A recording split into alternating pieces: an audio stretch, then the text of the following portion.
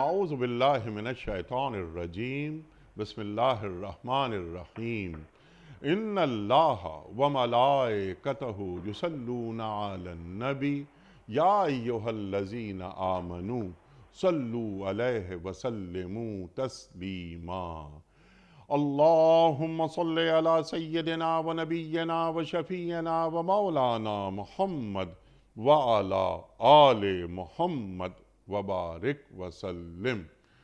محترم خواتین و حضرات، السلام علیکم۔ پیام صبح کے ساتھ ایک بار پھر حاضر میں ہوں آپ کا میزبان انیق احمد۔ قرآن کریم کی مختلف آیات پر ہمارے ملک کے جید علماء گفتگو فرماتے ہیں، روزانہ تشریف لاتے ہیں۔ پیر، منگل، بدھ اور جمعرات، ان 4 دنوں میں ہم قرآن کریم کی مختلف آیات پر سیر حاصل گفتگو کراتے ہیں اپنے ملک کے ممتاز علماء سے، اور جمعہ اور ہفتہ 2 دن سوال و جواب کے لیے ہم نے رکھے ہوئے ہیں، آپ اور ہم جانتے ہیں۔ کوشش یہ ہے کہ قرآن کریم کی ان آیات کو سمجھا جائے اور لمحہ موجود سے انہیں جوڑا جائے کہ قرآن کریم کی یہ آیات آج کے انسان سے کیا مخاطبت فرما رہی ہیں۔ خواتین و حضرات، صرف تلاوت آیات ہی مقصد نہیں ہوتا۔ قرآن کریم کی ان آیات کے معنی مفاہیم کیا ہیں اور قرآن کریم کی ان آیات پر سمجھ کر کیسے عمل کیا جا سکتا ہے، اور پھر قرآن کریم کے اس پیغام کا ابلاغ کرنا، وہاں تک قرآن کریم کو پہنچانا جہاں تک ابھی نہیں پہنچا، یہ بھی ہر مسلمان کی ذمہ داری ہے، کیونکہ ہر فرد ہے ملت کے مقدر کا ستارہ۔ خواتین و حضرات، آج ہم اپنے عہد کے ایک ممتاز عالم دین سے سورہ حج کی آیات 73 اور 74 کے حوالے سے بات کروائیں گے، سیکھیں گے کہ ان آیات میں اللہ کیا فرما رہا ہے۔ اللہ مثال دیتا ہے۔ اللہ مثال کیوں دیتا ہے؟ پورے قرآن کریم میں مثالیں بے تحاشا ہیں، قدم قدم پر ہیں۔ کیا انسان کے ذہن میں بات آسانی سے سمجھ میں آ جائے، اس لیے اللہ تعالیٰ مثالیں قرآن کریم میں بیان فرماتا ہے۔ اللہ فرماتا ہے کہ دیکھو مثال دی جا رہی ہے، غور سے سنو۔ کن سے مخاطبت ہو رہی ہے؟ کفار مکہ، مشرکین، کہ جن معبودوں کو تم اللہ کو چھوڑ کر پکارتے ہو وہ سب مل کر بھی ایک مکھی پیدا کرنا چاہیں تو پیدا نہیں کر سکتے، بلکہ اگر کوئی مکھی ان سے کوئی چیز چھین کر لے جائے تو یہ چھڑا بھی نہیں سکتے۔ یہ کفار مشرکین وہ چڑھاوے چڑھاتے تھے، تو بعض اوقات یہ زعفران وغیرہ جو چیزیں ہوتی تھیں، وہاں کوئی مکھی کوئی چیز اٹھا کے لے جاتی تھی تو یہ دیکھتے رہ جاتے تھے کہ یہ کیا ہوا، ہم واپس بھی نہیں لا سکتے۔ تو اللہ تعالیٰ فرما رہا ہے کہ مدد چاہنے والے بھی کمزور، اور جن سے مدد چاہی جا رہی ہے وہ بھی کمزور۔ ما قدر اللہ حق قدرہ، کیا انہوں نے اللہ کی قدر کی کہ جو اللہ کی قدر کرنے کا حق تھا؟ اللہ اکبر۔ خواتین و حضرات، بہت ساری باتیں اس ذیل میں آئیں گی، سوالات ہیں بہت سارے، سیکھیں گے محترم ڈاکٹر محمد حماد لکھوی صاحب سے، تشریف فرما ہیں اسلام آباد میں۔ ڈاکٹر صاحب بڑا ممنون، بڑا شکر گزار۔ ڈاکٹر صاحب پڑھاتے ہیں پنجاب یونیورسٹی میں، ڈین ہیں، ہم سب جانتے ہیں، کسی تعارف کی ضرورت نہیں۔ پیام صبح کا لازمی جز تشریف لاتے ہیں اور ہم ڈاکٹر صاحب سے ہمیشہ سیکھتے ہیں۔ ڈاکٹر صاحب کی اجازت سے پروگرام شروع کرتے ہیں۔ سورہ حج آیات 73 اور 74۔ اعوذ باللہ من الشیطان الرجیم بسم اللہ الرحمن الرحیم۔ یا ایہا الناس ضرب مثل فاستمعوا لہ ان الذین تدعون من دون اللہ لن يخلقوا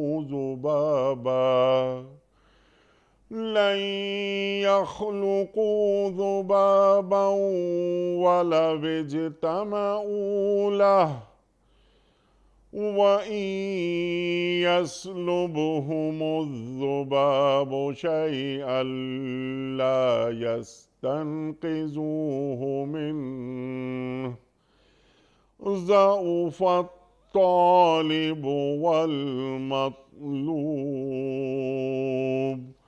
ما قدروا اللہ حق قدرہ ان اللہ لقوی عزیز صدق اللہ العظیم۔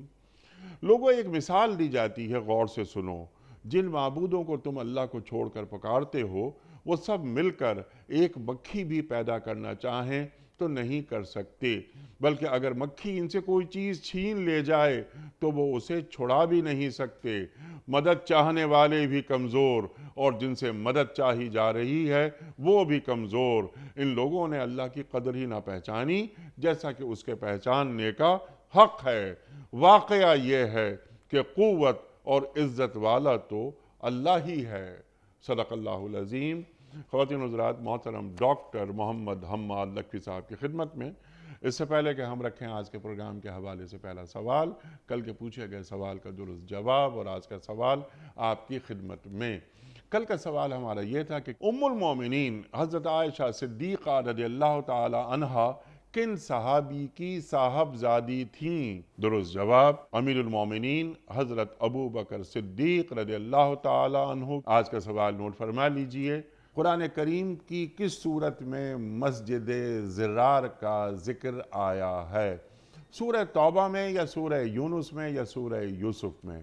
جو درست جواب آپ سمجھتے ہوں روانہ فرمائیے۔ ہمارے فون نمبرز ہیں 009221345270009، دوسرا فون نمبر ہے 0092234300980۔ ہمارا ای میل ایڈریس ps@dunyatv.tv، ہمارا SMS کا نمبر 3031 اور ہمارا واٹس ایپ کا نمبر ہے 0092321825019۔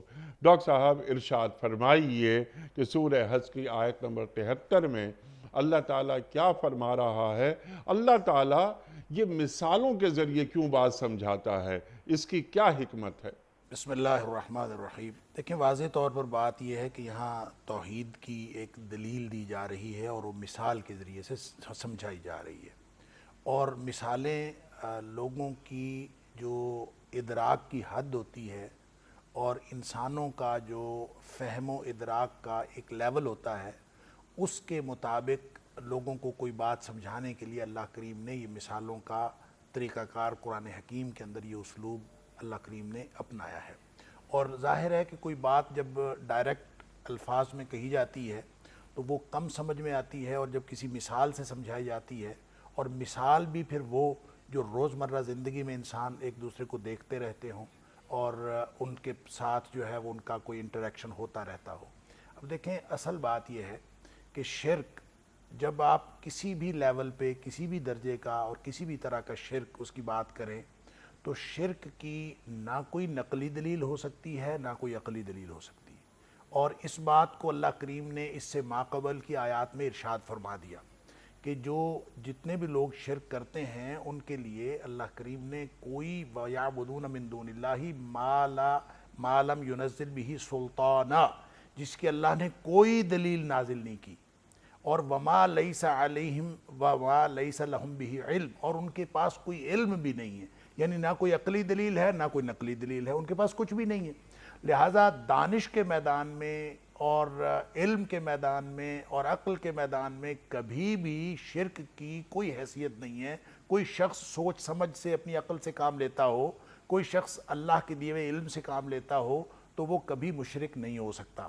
لہٰذا یہاں پہ جو یہ بات بتانے کے بعد کہ اس کی کوئی دلیل اللہ تعالیٰ نے نازل نہیں فرمائی، یہاں یہ بتایا جا رہا ہے کہ مثال اللہ تعالیٰ فرماتا ہے، اور مثال بھی ایک ایسی ارشاد فرمائی جو عام فہم ہے اور ہر شخص کی سمجھ میں آنے والی ہے، اور یہ بھی نہیں فرمایا کہ یا ایھا الناس، اے لوگو، اللہ کریم مثال بیان فرماتا ہے، یہ بھی نہیں فرمایا، بلکہ فرمایا ضُرِبَ مَثَلٌ، تمہارے لیے ایک مثال بیان کی جاتی ہے، مثال ایک بیان کی جاتی ہے۔ کیا مطلب؟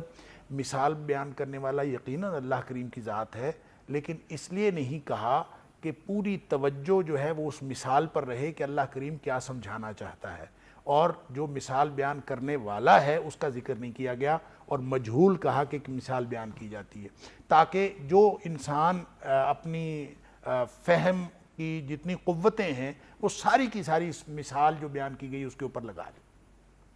اور پھر فرمایا کہ جن لوگوں کو تم پکارتے ہو، اللہ کے علاوہ جن لوگوں کو پکارتے ہو، وہ ایک مکھی پیدا نہیں کر سکتے۔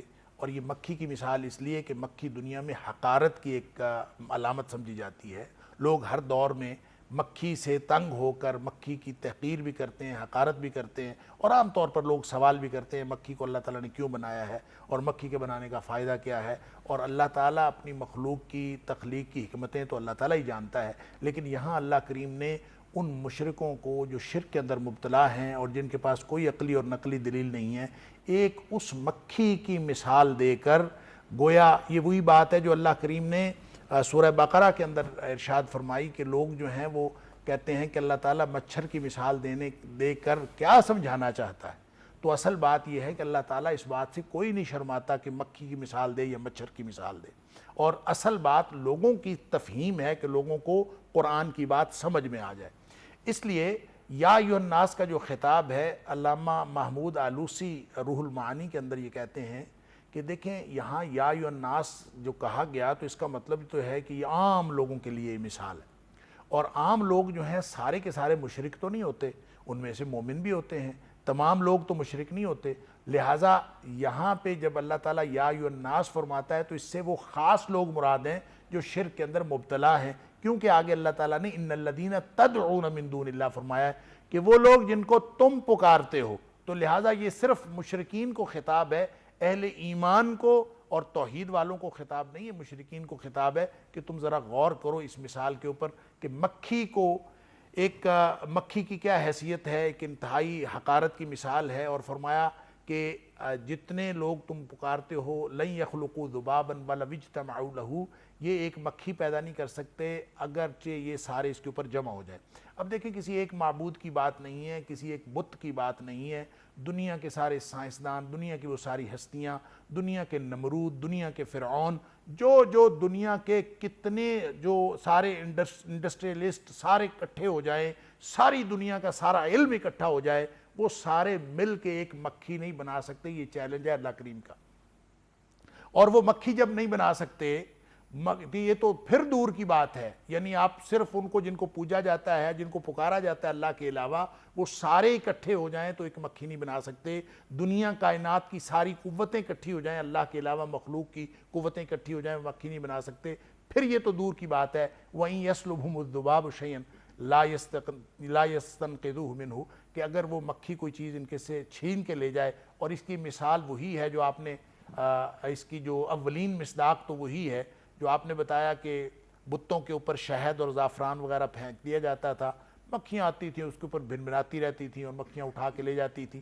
ظاہر ہے کہ بت کو کیا پتہ کہ کیا ہے کیا نہیں ہے، تو ان کو بتوں کے پجاریوں کو یہ بات سمجھائی جا رہی ہے کہ یہ مکھی سے جو مکھی اٹھا کے لے کے جا رہی ہے اس سے نہیں چھین سکتے، تو اس کی کیا حیثیت ہے۔ ضعف الطالب والمطلوب، ایک تو وہی معنی ہے جو ترجمے میں آپ نے کیا، اور ظاہر ہے کہ سب سے زیادہ ظاہر معنی اور درست معنی وہی ہے۔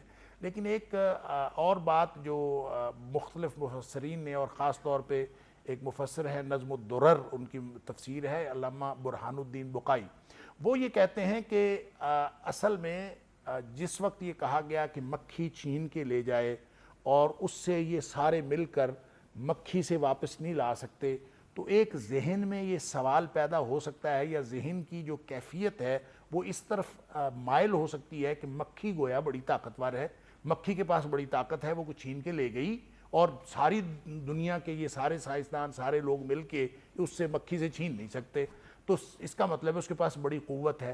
یہ خیال پیدا ہو سکتا تھا، اور اس خیال کو ختم کرنے کے لیے فرمایا گیا ضعف الطالب والمطلوب۔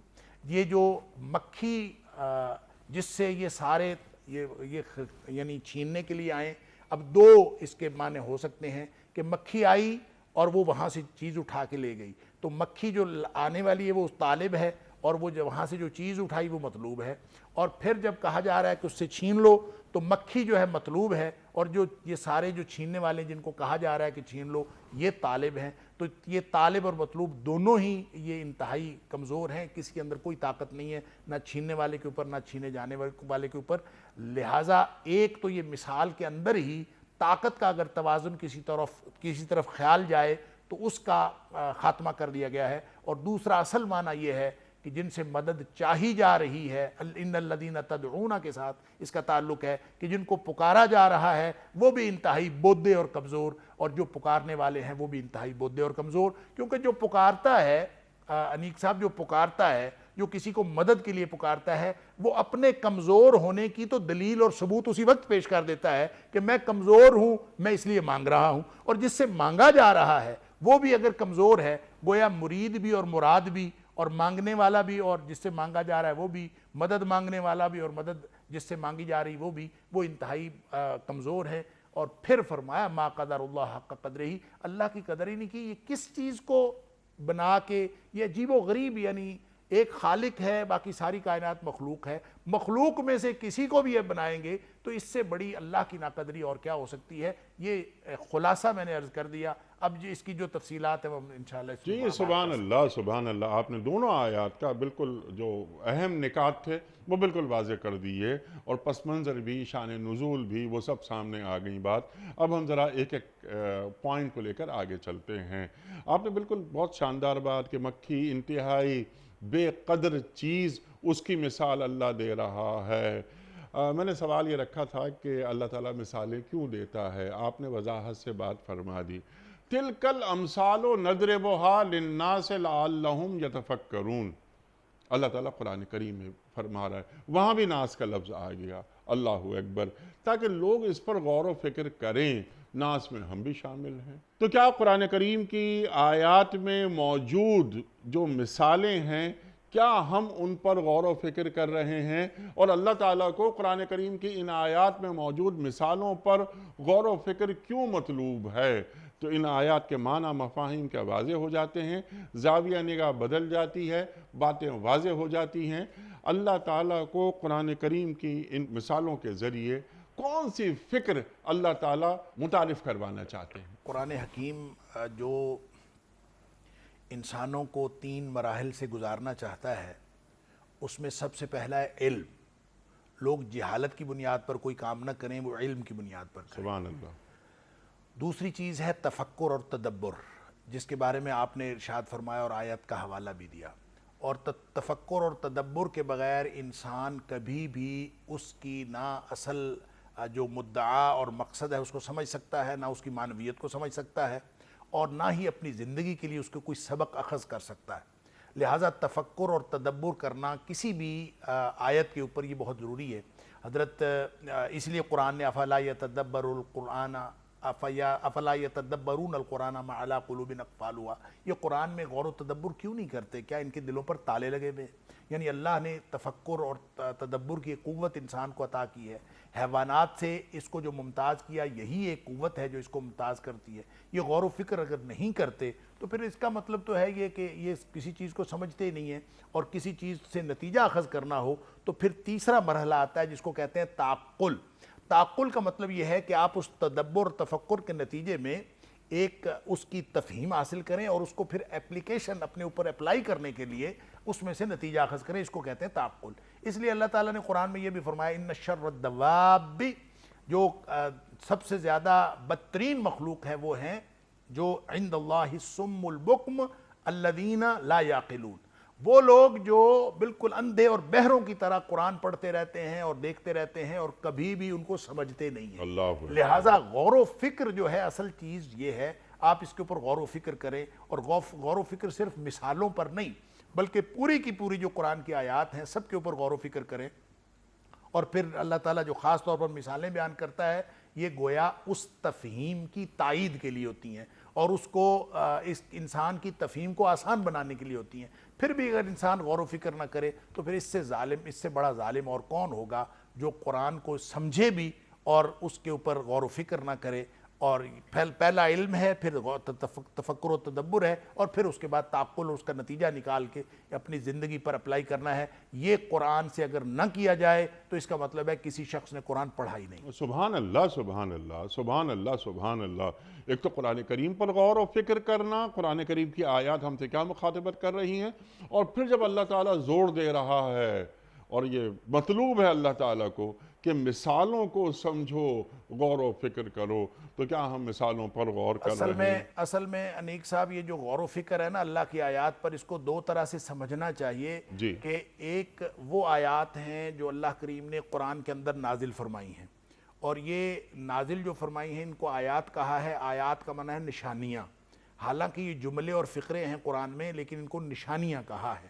تو اس پر بھی غور و فکر کرنے سے ہی انسان کو جو علم حاصل ہوتا ہے اور جو انسانیت حاصل ہوتی ہے، جو معنویت حاصل ہوتی ہے، جس توحید پر انسان کو اللہ کریم پہنچانا چاہتا ہے، وہ قرآن کی آیات سے بھی ظاہر ہوتی ہے، اور ارد گرد جو پھیلی ہوئی کائنات ہے، آفاق و انفس پر غور و فکر کرنے سے بھی وہی نشانیاں ہیں جو ادھر کائنات میں پھیلی ہوئی ہیں۔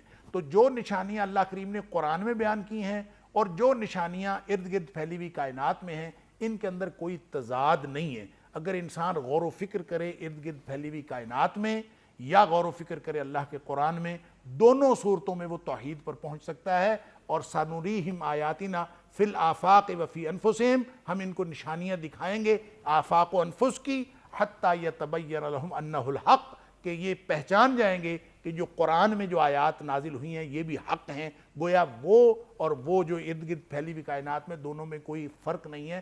فرق صرف اس بات کا ہے کہ ہم غور و فکر کریں اور اللہ کی دی ہوئی اس تفکر اور تدبر کی قوت کو صحیح استعمال کریں۔ سبحان اللہ، سبحان اللہ۔ اور ڈاکٹر صاحب، ان میں فرق یا تضاد، کنٹرڈکشن ہو ہی نہیں سکتا، کیونکہ یہ قرآن اللہ کا کلام، یہ آیات اللہ کا فعل، اللہ کے قول اور فعل میں تضاد ہو ہی نہیں سکتا۔ الحمدللہ، الحمدللہ، الحمدللہ۔ ڈاکٹر صاحب، یہ قرآن کریم پر غور کرنا بالکل بہت اچھی بات آپ نے فرما دی، لیکن میں جس طرف آپ سے بات کروانا چاہ رہا ہوں، میں چاہ رہا ہوں کہ آپ سے سیکھیں اس حوالے سے کہ جب اللہ تعالیٰ مثالوں پہ غور کرنے کی بات کرتا ہے تو ہم یعنی بائی اینڈ لارج جب قرآن کریم پڑھتے ہیں تو کیا ہم مثالوں پہ غور کرتے ہیں؟ مثال کے طور پر افرأیت من اتخذ الہہ ہواہ، اللہ قرآن کریم میں فرما رہا ہے کہ کیا آپ نے اس شخص کو دیکھا ہے جس نے خواہشات کو خدا بنا لیا ہے؟ پھر ان کے بارے میں اللہ فرماتا ہے کہ یہ جانور ہیں، بل ہم اضل، بلکہ جانوروں سے بھی بدتر۔ تو کیا خواہشات کو خدا بنانے والے کو ہم جانور اور اس سے بدتر، جو کہ قرآن کریم فرماتا ہے، اس ذیل میں دیکھ رہے ہیں، یا قرآن کریم کی مثال کے ذریعے ایسے شخص کو پرکھ رہے ہیں؟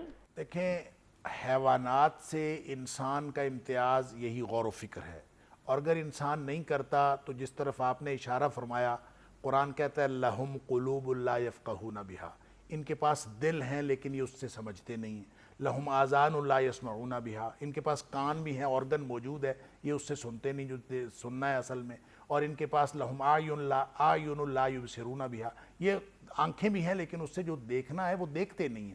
تو اس کا مطلب یہ ہے کہ انسان اپنے فکر و شعور کی وہ طاقت جو اللہ تعالیٰ نے صلاحیت دی ہے اس سے کام نہیں لے رہا، اور جب یہ کام نہیں لے رہا تو پھر اس کی حیثیت تو وہی جانوروں جیسی ہے، بلکہ جانوروں سے بھی گیا گزرا، کیونکہ جانور تو اپنا وظیفہ وجود ادا کر رہے ہیں، اور وہ انسان جس کو اللہ تعالیٰ نے غور و فکر کی طاقت دی ہے اور پھر وہ غور و فکر نہیں کرتا، تو اس کا مطلب ہے اپنا وجود کا وظیفہ ہی ادا نہیں کر رہا۔ تو اس لیے غور و فکر کے بغیر تو گویا انسان ہی نہیں ہے۔ جی، غور و فکر کے بغیر انسان ہی نہیں ہے۔ اشرف المخلوقات بنانے والی چیز غور و فکر ہے۔ اللہ اکبر، اللہ کا نائب بنانے والی چیز کہ اللہ تعالیٰ نے ہمیں فہم عطا فرما دیا۔ اچھا ڈاکٹر صاحب، ذرا یہاں پر جو فلسفہ توحید بھی سامنے آ رہا ہے، توحید خالص بھی، کہ جس سے تم مدد مانگ رہے ہو وہ بھی کمزور، جو مدد مانگ رہا ہے وہ بھی کمزور۔ تو ایک چیز ذرا اور یہ بھی سکھا دیجئے، آپ ہمیں سکھاتے رہتے ہیں کہ اپنا رخ اللہ کی طرف کیسے رکھا جاتا ہے۔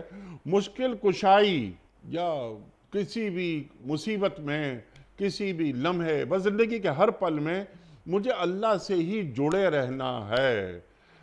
تو اس تعلق سے ذرا ہمیں بتائیے، کیا مصیبتوں میں، پریشانیوں میں، کیا ہم اللہ کو پکار رہے ہیں یا نہیں پکار رہے، یا کوئی مصنوعی خدا؟ ایک جگہ ہم نے پڑھا اور ایک بڑے مفسر نے ہمیں یہ بتایا کہ اگر آپ کو کے ذہن آپ کو ایک خبر ملے کہ آپ کے بچے کا خدا نخواستہ ایکسیڈنٹ ہو گیا، تو سب سے پہلے جو چیز آپ کے ذہن میں آئی وہی آپ کا خدا ہے، کہ ہاسپٹل کون سا ہونا چاہیے، میرے پاس بینک بیلنس کتنا ہے؟ کیا پہلا خیال اللہ کی طرف نہیں جانا چاہیے کہ اے اللہ تو خیر کر، اور تو میرے ساتھ ہے اس مصیبت کی گھڑی میں، تو مجھے اس مصیبت سے نکال دے؟ تو اللہ کے ساتھ کیسے رہا جاتا ہے؟ دیکھیں توحید جو ہے نا، اس کو سمجھنے کے لیے کوئی انسان جس کو بھی اللہ تعالیٰ نے فطرت سلیمہ عطا فرمائی ہے، وہ کبھی بھی توحید سے ہٹ نہیں سکتا اور وہ کبھی بھی کسی شرک میں مبتلا ہو نہیں سکتا۔ اللہ تعالیٰ نے بڑی سادہ سی بات پورے قرآن میں بالتکرار ارشاد فرمائی ہے، ایک ہے خالق اور باقی ساری کائنات مخلوق ہے۔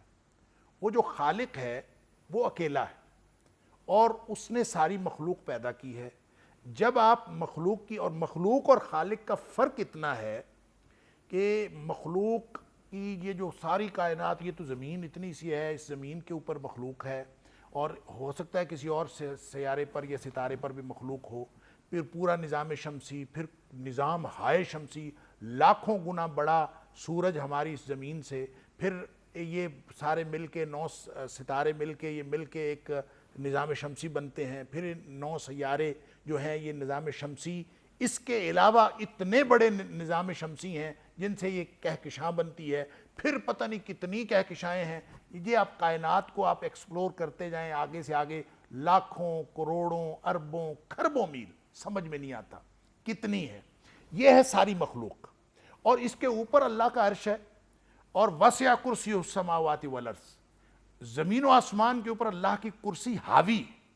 اب یہ اتنی سی مخلوق اللہ کے عرش کے مقابلے میں، نبی اکرم صلی اللہ علیہ وسلم نے فرمایا اس پوری کائنات جس کی بڑائی، جس کی آپ اس کائنات کے ابھی تک سائنسدان اس کی آخری حد تک نہیں پہنچ سکے، اور پہنچ سکتے بھی کیسے، کیونکہ اللہ کریم نے فرمایا وَإِنَّا لَمُوسِعُونَ، ہم اس کو بڑھاتے جاتے ہیں، وسعت دیتے جاتے ہیں، یہ کائنات وسعت پذیر ہے۔ اب اس ساری کائنات کو اللہ کریم نے، نبی پاک صلی اللہ علیہ وسلم فرماتے ہیں کہ اللہ کے عرش کے مقابلے میں اس ساری کائنات کی حیثیت یوں ہے جیسے لق و دق صحرا ہو، اور جس کی لمبائی چوڑائی کا کوئی اندازہ نہ ہو، اور اس کے اندر ایک حلقہ، ایک چھلا پڑا ہوا ہو، ایک انگوٹھی، تو جو اس چھلے کو نسبت ہے اس لق و دق صحرا کے ساتھ، وہی نسبت ہے اس پوری کائنات کو اللہ کے عرش کے ساتھ۔ اب اس کے اوپر اللہ کی ذات ہے، اللہ کی ذات کی بڑائی اس کا تو ہم اندازہ ہی نہیں کر سکتے۔ وہ اللہ کی ذات اس کے ساتھ شریک ٹھہراتے ہیں تو مخلوق میں سے ہی لینا ہے، اور کہاں سے لیں گے؟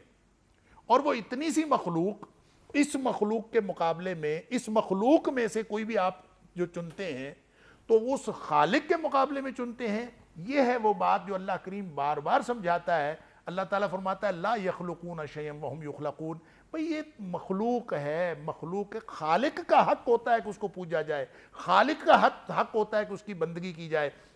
یہ مخلوق ہیں، آپ جس کو بھی خدا سمجھو، جس کو بھی معبود سمجھو، جس کی بھی پرستش کرو، وہ چاہے بت ہوں، چاہے وہ کوئی ہستیاں ہوں، چاہے وہ کوئی نمرود ہو، چاہے وہ کوئی فرعون ہو، چاہے دنیا کی کوئی ہستی ہو، جس کو آپ اللہ کے مقابلے میں پوجتے ہو یا جس کو بڑا سمجھتے ہو، دیکھو تو صحیح، سمجھو تو صحیح اللہ کے مقابلے میں اس کی حیثیت کیا ہے۔ جیسے اللہ تعالیٰ نے سورہ نحل کے اندر فرمایا، سورہ نحل کی آیت نمبر 20 اور 21 میں فرمایا کہ جن لوگوں کو یدعون من دون اللہ ما لا یخلقون شیئا وہم یخلقون، کہ یہ اللہ کے مقابلے میں کن چیزوں کی بندگی کرتے، کن کو پکارتے ہیں؟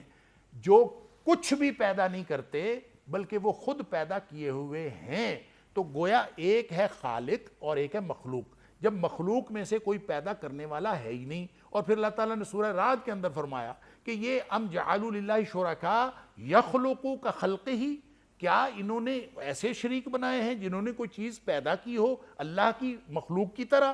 اور فتشابہ اللہ، یہ ان کو فتشابہ علیہم الخلق، کہ ان کے اوپر مخلوق جو ہے، وہ جو تخلیق ہے وہ ان کے اوپر متشابہ ہو گئی ہے، پتہ نہیں کس نے پیدا کیا ہے، پتہ نہیں کس نے پیدا کیا ہے۔ جب یہ موجود، یہ بات ہے کہ کہ وَهُوَ خَالِقُ كُلِّ شَيْءٍ، وہ اکیلا ہر چیز کا خالق ہے، تو اتنی سی مخلوق اس اللہ کے مقابلے میں جس کا عرش واسع کرسی السماوات والارض ہے، تو اس میں آپ مخلوق میں سے کسی کو بھی اللہ کا شریک ٹھہرائیں، چاہے ذات کے اعتبار سے، چاہے عبادت کے اعتبار سے، چاہے اسماء و صفات کے اعتبار سے، اس سے بڑا ظلم اور کیا ہو سکتا ہے۔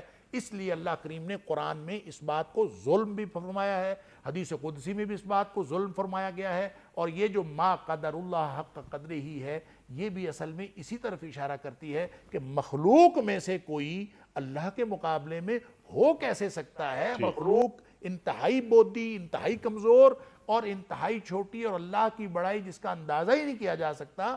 تو یہ توحید کو سمجھنے کے لیے خالق اور مخلوق کا فرق سمجھنا ضروری ہے۔ اگر یہ خالق اور مخلوق کا فرق سمجھ میں آ گیا، اور یہ قرآن پر غور و فکر سے ہی سمجھ میں آتا ہے، اگر یہ سمجھ میں آ گیا تو اللہ کے فضل سے توحید سمجھ میں آ جائے گی، اور توحید اگر ہماری زندگیوں میں آ گئی تو پھر اس کے بعد کسی اور چیز کی ضرورت نہیں رہتی۔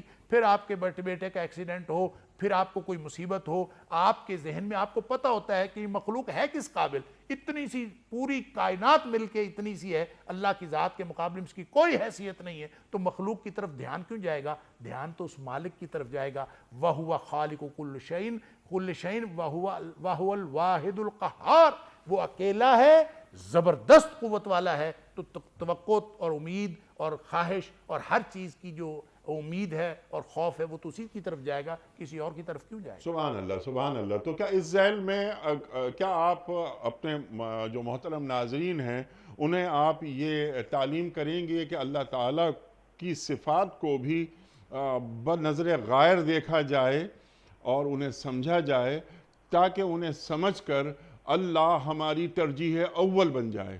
سبحان اللہ، سبحان اللہ، بالکل آپ نے درست فرمایا۔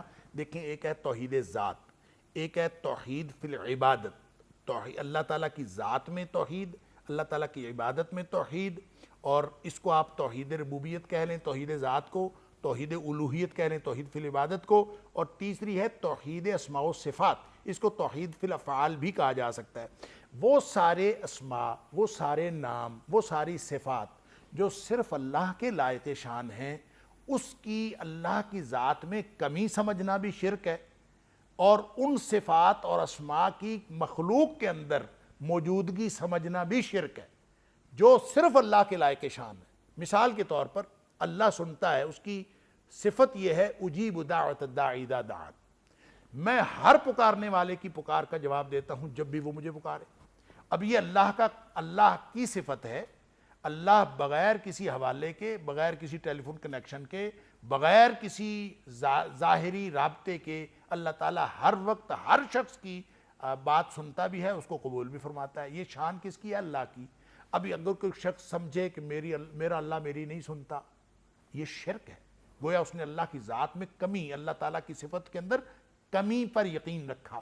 اور اگر کوئی شخص کہے کہ مخلوق میں سے بھی کوئی اسی طرح بغیر حوالے کے اور بغیر کسی ظاہری رابطے کے سنتا ہے اور وہ قبول کرتا ہے اور جواب دیتا ہے، تو یہ اللہ کی شان ہے۔ یہ بھی شرک ہے کہ آپ اس کی ذات، اس کی صفت کو اور اس کے اسماء کو کسی اور کے اندر، آپ مخلوق کے اندر جو ہے وہ روا رکھیں۔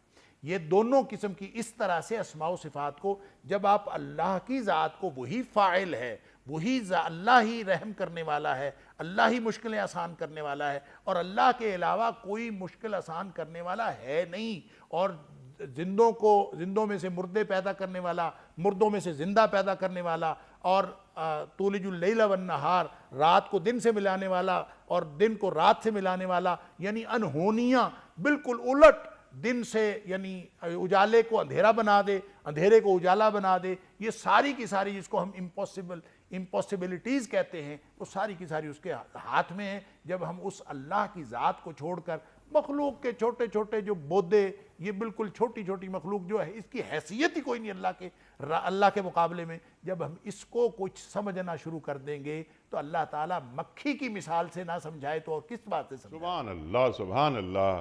اچھا ڈاکٹر صاحب، کہ ہم کسی شخص کو کوئی کام کہتے ہیں، ہم نے ایک مرتبہ اسے کوئی کام کہہ دیا، پھر دوسری مرتبہ اسے کوئی کام کہہ دیا، اگر ہم تیسری مرتبہ بھی اس سے کام کہہ رہے ہیں لیکن اللہ کی طرف ہماری لو نہیں لگی ہوئی، مشکل کشائی اللہ کے ہاتھ میں ہے، تو کیا تیسری مرتبہ بھی اس شخص کو اپنا کام کہنا کیا شرک خفی کی کوئی شکل ہوگی؟ دیکھیں یقیناً بعض لوگوں نے اس بات کو تو بالکل کلیئر شرک کہا ہے کہ جب ایک دفعہ، دو دفعہ، تین دفعہ آپ اسی پہ گویا اعتماد رکھتے ہیں اور آپ کا خیال یہ ہے کہ وہی آپ کا کام کروا سکتا ہے، تو یہ دراصل آپ نے جو اللہ کی شان ہے کہ اللہ ہی مشکل آسان کر سکتا ہے، آپ نے گویا اللہ کی بجائے کسی اور پر بھروسہ رکھا، تو بالکل یہ شرک کی ایک قسم ہے۔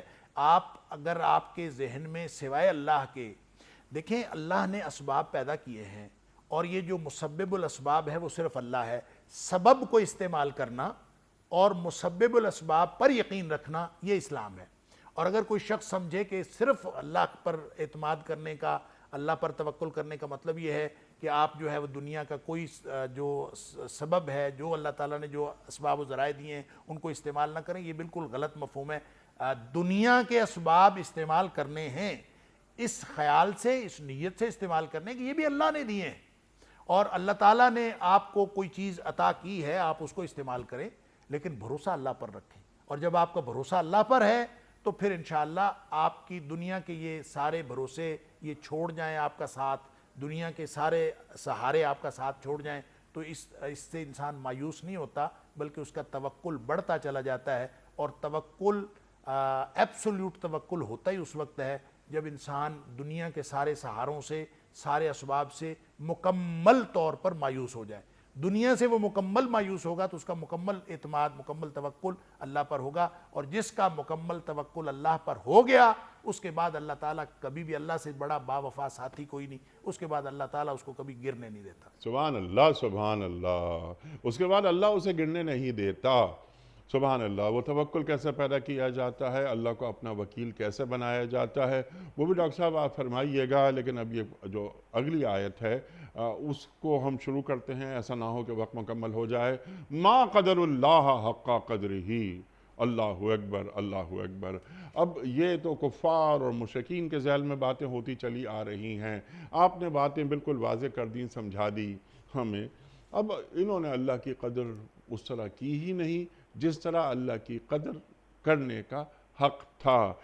کیا یہ اللہ کی قدر جس طرح کرنے کا حق ہے، کیا ہم جو اہل ایمان ہیں، جو ہم موحد ہیں، ہم توحید پرست ہیں، کیا یہ بات ہماری سمجھ میں آ گئی ہے کہ اللہ کی قدر کیسے کرتے ہیں؟ یہ تو ہر شخص جو ہے اپنے گریبان میں جھانک کے دیکھ لے، اگر تو وہ یہ واقعی سمجھتا ہے کہ یہ مخلوق، دیکھیں آیت الکرسی جو ہے وہ انسان سمجھ لے اور اس پر عمل کر لے اور اسی کے تصور کو ذہن میں بٹھا لے، اور اگر وہ اس کے مطابق سمجھتا ہے، اس کا عقیدہ اس کے مطابق ہے، اس کا عقیدہ یہ ہے کہ اللہ کے علاوہ یہ باقی مخلوق کوئی حیثیت نہیں رکھتی، اگر اس کا یہ عقیدہ ہے تو اس کا مطلب ہے ہماری سمجھ میں آ گیا ہے۔ اور اگر ہمارے عقیدے کے اندر کہیں جزوی طور پر بھی کوئی چیز موجود ہے، اللہ کے اسماء و صفات کے حوالے سے یا اللہ کی عبادات کے حوالے سے کوئی بھی چیز موجود ہے، تو اس کا مطلب یہ ہے کہ ہماری سمجھ میں یہ عقیدہ نہیں آیا۔ اسی لیے تو اللہ تعالیٰ فرماتا ہے کہ چاہے وہ کوئی وہ مشرک ہوں جو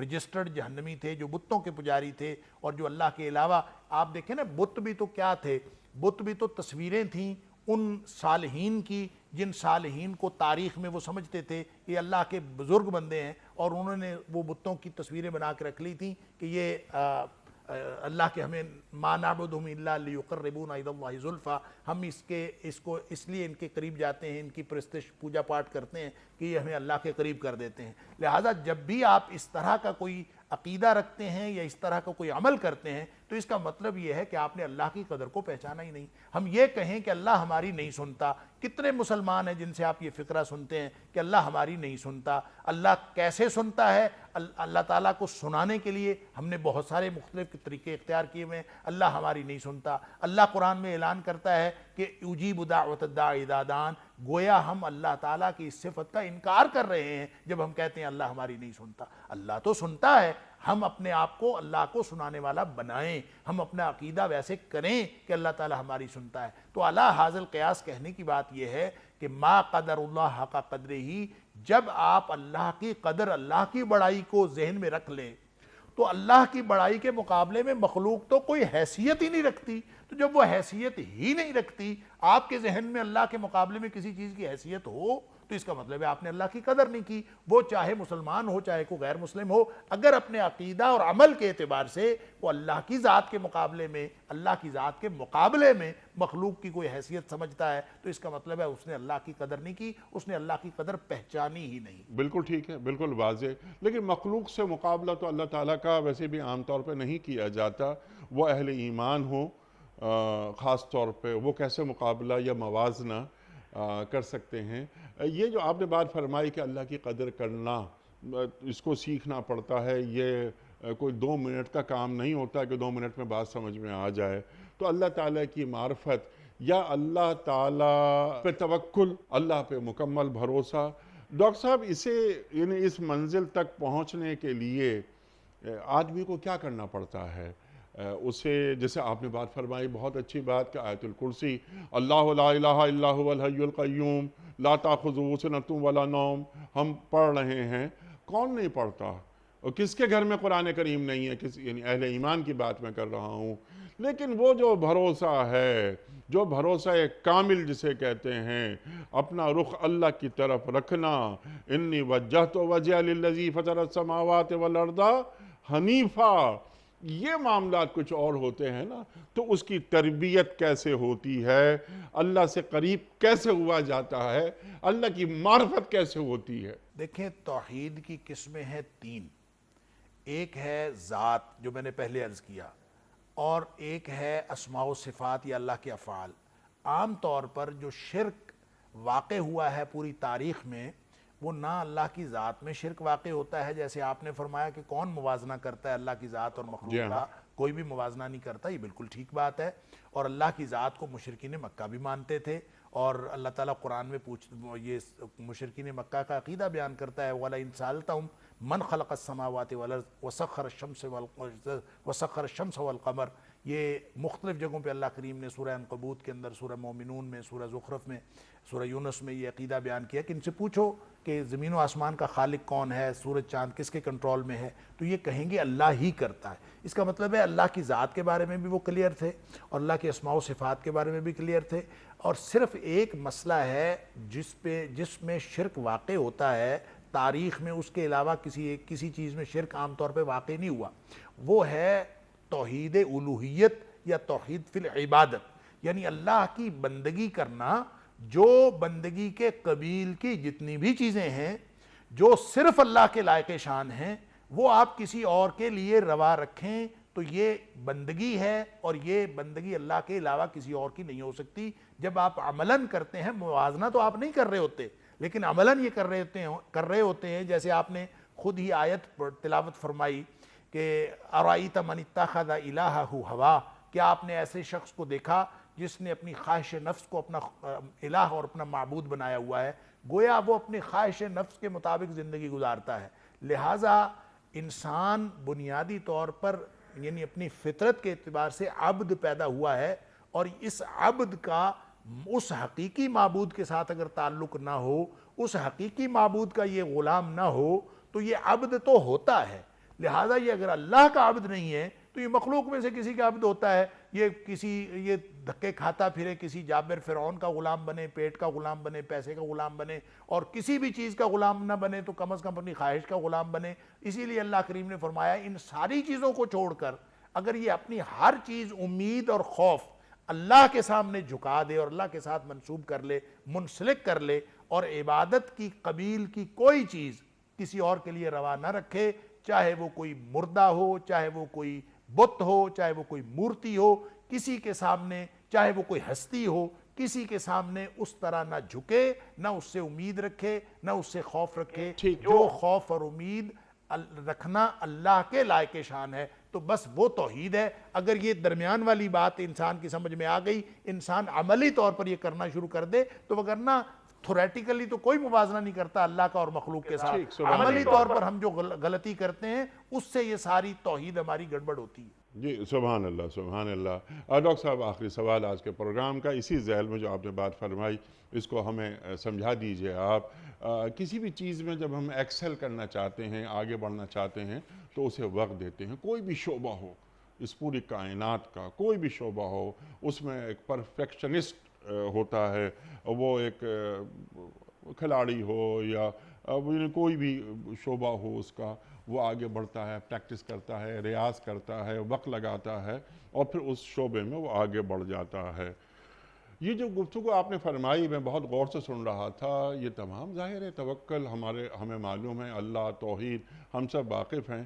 لیکن کیا کبھی ہم نے اللہ سے تعلق کے شعبے میں ایکسل کرنے کے لیے کوئی کورس کیا ہے، کوئی وقت لگایا ہے، کوئی جد و جہد کی ہے کہ میرے اور اللہ کے درمیان جو رکاوٹیں ہیں وہ دور ہو جائیں؟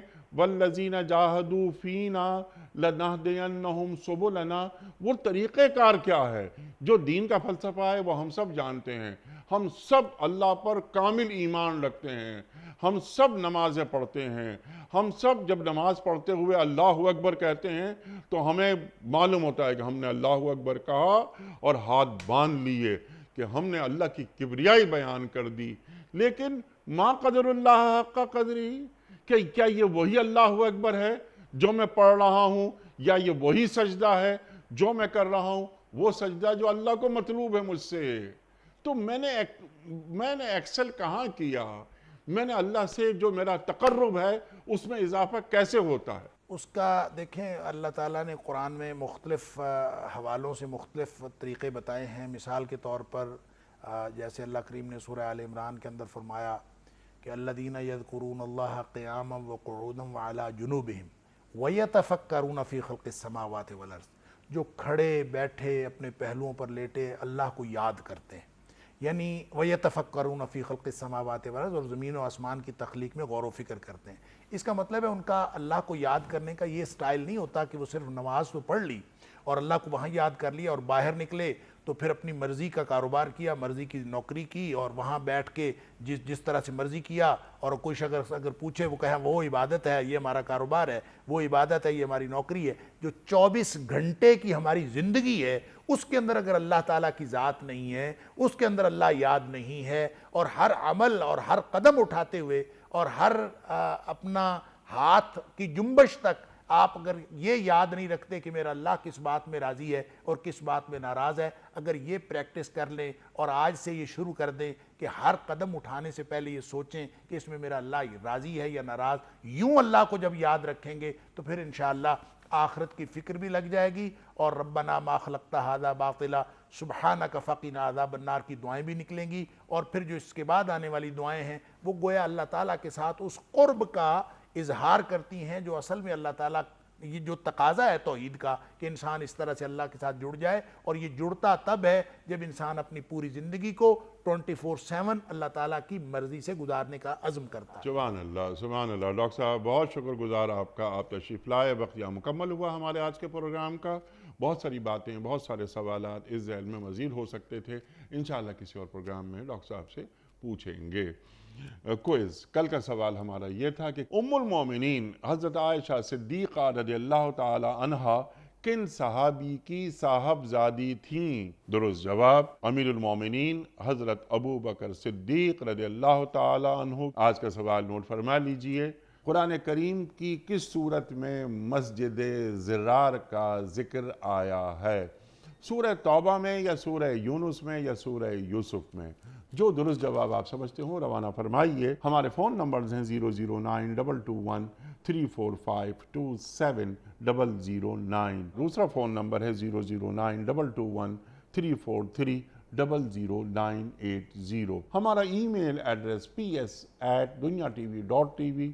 ہمارا SMS کا نمبر 3031 اور ہمارا واٹس ایپ کا نمبر ہے 0092321825019.